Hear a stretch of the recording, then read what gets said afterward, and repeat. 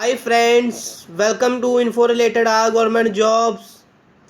आज हम एक और नई वीडियो लेकर आए हैं जिसमें हरियाणा पोस्टल सर्कल्स में निकली हुई पोस्टर्स के बारे में जानकारी दी जाएगी।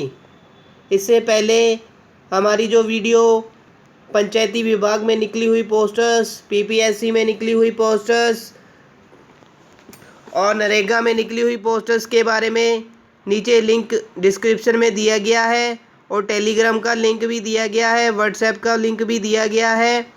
तो अगर आपने हमारे इस चैनल को नहीं ज्वाइन किया है तो फटाफट से चैनल को सब्सक्राइब कर लीजिए और हमारे जो व्हाट्सएप लिंक है और टेलीग्राम लिंक है उनके थ्रू भी ज्वाइन कर लीजिए ताकि जो भी नई पोस्टर्स आएँ उनका नोटिफिकेशन आपको जल्द ही जल्द मिल जाए। इसलिए नोटिफिकेशन जल्द पाने के लिए बेल आइकन प्रेस करना ना भूलें। तो चलो स्टार्ट करते हैं वीडियो। जो पोस्टर्स हैं इनमें पहली पोस्टर है ब्रांच पोस्ट मास्टर बीपीएम की और दूसरी पोस्ट है assistant branch post master ABPM की और तीसरी पोस्ट है डाक सेवक की। इसमें टाइम रिलेटेड कंटिन्यूटी अलाउंस दिया गया है। बीपीएम को 4 घंटे काम करना पड़ेगा और उसके लिए उसे 12,000 सैलरी मिलेगी। अगर minimum for 5 hours level 2 in TRCA slab अगर 5 घंटे काम करता है तो 14,500। एबीपीएम डाक सेवक को 4 घंटे काम करने के लिए 10,000 और 5 घंटे काम करने के लिए 12,000। एलिजिबिलिटी क्या है? एलिजिबिलिटी जो है फर्स्ट एज की है 8/6/2020 तक उसकी एज 18 से 40 ईयर्स की होनी चाहिए। कैटेगरी में रिलैक्सेशन मतलब कि छूट कितने साल की है? एससी कैटेगरी को 5 साल की छूट है और ओबीसी को 3 साल की। इकोनॉमिकली वीकर सेक्शन को कोई छूट नहीं है। पीडब्ल्यूडी पर्सन्स विद डिसेबिलिटीज़ को 10 ईयर्स की छूट है। पीडब्ल्यूडी अगर ओबीसी है तो 13 ईयर की छूट है। पीडब्ल्यूडी एससी एसटी है तो 15 ईयर की छूट है। एजुकेशन क्वालिफिकेशंस क्या क्या होनी चाहिए? सेकेंडरी स्कूल एग्जामिनेशन 12th तक पास होनी चाहिए और डाक सेवक है जो उसके लिए 10th पास होना चाहिए। Compulsory knowledge of local language. Local language मतलब अगर ये हरियाणा में पोस्टर निकली हुई हैं तो इनके लिए हिंदी बहुत ज़रूरी है।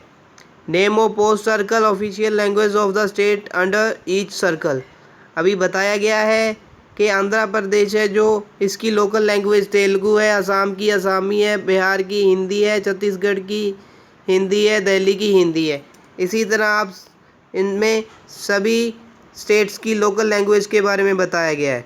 पंजाब, चंडीगढ़ और चंडीगढ़ जिसकी लोकल लैंग्वेज हिंदी और इंग्लिश है। इसी तरह ही basic computer training the candidates of for all approved categories for GDS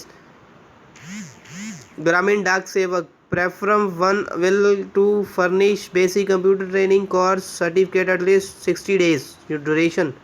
मतलब कि जो डाक सेवक के लिए अप्लाई करेगा उसको 60 दिन का कंप्यूटर कोर्स किया होना चाहिए और जो in cases where a candidate has studied computer has a subject in matriculation or class 12th or any other higher educational level, in such cases separate certificate will not be insist upon। मतलब कि जो जिसने +2 की है तो वो भी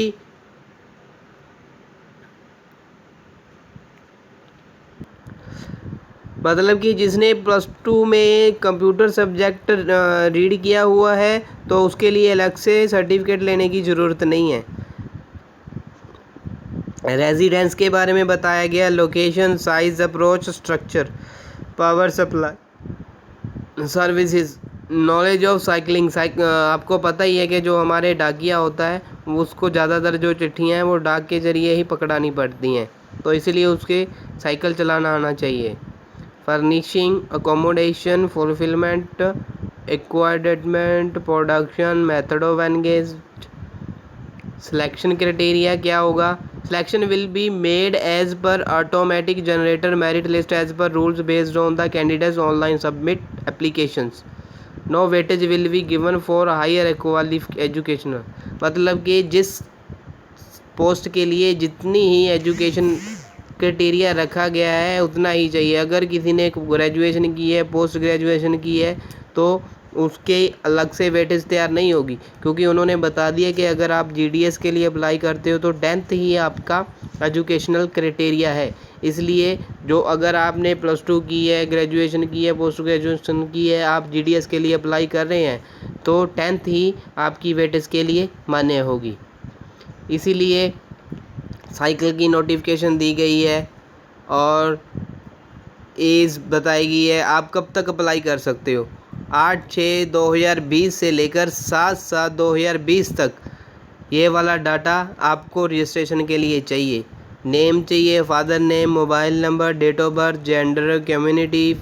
अगर आपके पास कोई डिसेबिलिटी है तो स्टेट, कौन सी स्टेट से आपने 10th पास की है, बोर्ड कौन सा है जिससे 10th पास की है, कौन सा ईयर है जिससे आपने 10th क्लास पास की है, क्लास सर्टिफिकेट नंबर वो साइट पे होता है ना। एक तो रोल नंबर होता है, एक रजिस्ट्रेशन नंबर होता है। जो रजिस्ट्रेशन नंबर आप, रोल नंबर ऑप्शनल है, रजिस्ट्रेशन नंबर होगा ना जो, वो फिल करना है आपने। फ़ी पेमेंट क्या है? फ़ी पेमेंट जो OC, OBC, EWS, male, transmen should be a fee of 100 rupees. मतलब कि इन कैटेगरी के लिए 100 रुपये फ़ीस है। Names of the offices are available in the website. आप इस वेबसाइट पर ऑनलाइन जाकर जो नेम्स है ऑफिसेज के वो देख सकते हैं। Payment fees exempted for all female trans women candidates as well. मतलब कि जो भी लेडीज़ हैं उनके लिए इसकी कोई भी फ़ीस नहीं है, बिल्कुल फ्री में आप अप्लाई करवा सकते हो। और अब अप्लाई करने के लिए क्या क्या कंडीशंस है वो ज़रा ध्यान से देख लीजिए। 10th क्लास का जो सर्टिफिकेट है उसका जो फॉर्मेट है वो JPG और .jpg होना चाहिए, और उसका जो साइज़ है वो 200 KB से होना चाहिए, इससे ज़्यादा नहीं होना चाहिए, 200 KB तक होना चाहिए। Mandatory for all the candidates, मतलब कि सभी कैंडिडेट्स के लिए ये फॉर्मेट लागू रहेगा। अगर आपको JPG फाइल में इसको कन्वर्ट करना नहीं आता, साइज़ कम करना नहीं आता, तो आप नीचे वीडियो में कमेंट दे दीजिए, हम अलग से आपको इस चीज़ के बारे में बता देंगे कि साइज़ को कैसे सेट करना है। ऐसे ही मार्कशीट है जो 10th की, उसके लिए भी यही फॉर्मेट है, ठीक है। डेट ऑफ बर्थ का प्रूफ है जो, वो सेम ही है। कंप्यूटर सर्टिफिकेट के लिए भी सेम ही है, कम्युनिटी सर्टिफिकेट के लिए भी सेम ही है। फ़ोटो के लिए जो साइज़ है वो 50 KB होना चाहिए और उसके पिक्सल्स होने चाहिए 200 to 230। अगर आपको इमेज को पिक्सल में कन्वर्ट करना भी नहीं आता तो आप नीचे कमेंट बॉक्स में कमेंट कर सकते हैं, हम आप में को इसमें हेल्प करेंगे।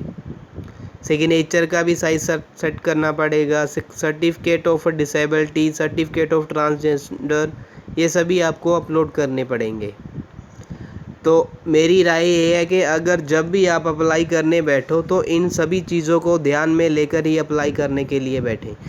अगर अप्लाई करना नहीं आता तो हम आपको अलग से एक वीडियो बनाकर देंगे, जब कमेंट में बॉक्स में आप कमेंट कर दीजिए किस जहाँ कहाँ भी आपको दिक्कत आ रही है तो हम आपकी तुरंत से हेल्प कर पाएँ।